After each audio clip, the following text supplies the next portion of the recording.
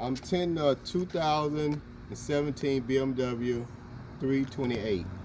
And I'm gonna bottom drop the film, but first I gotta take off the seal.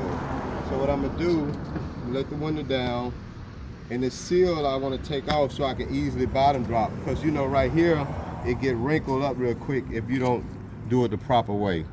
So put this in here, just try to get an angle. See this rubber here? I go in between here.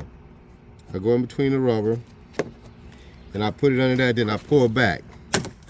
It comes right out. I just go on down, pull back, pull back, pull back. There we go.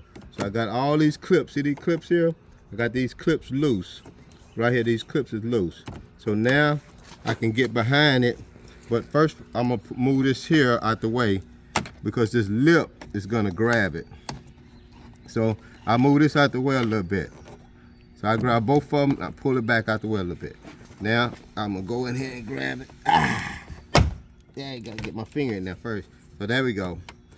All right, so there we go. So only these clips right here around here, let me show them these clips. These clips here, they just come out.